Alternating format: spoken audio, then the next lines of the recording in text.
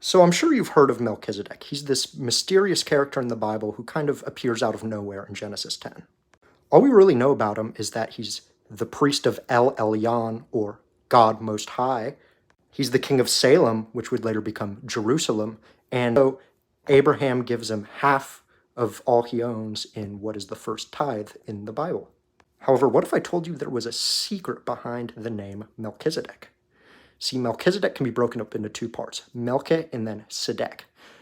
Melche can mean the Lord or king, and Sedek can mean righteousness. So when we put that together, that can mean the Lord of righteousness, or my Lord is righteous. That could either mean Melchizedek himself is righteous, or he could be talking about the Lord himself being righteous.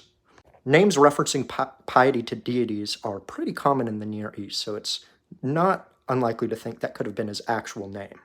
However, there's another character in the Bible who bears a very, very strong resemblance to Melchizedek. He goes by the name Adonizedek. He appears towards the end of the book of Joshua, and he's also a king of Salem.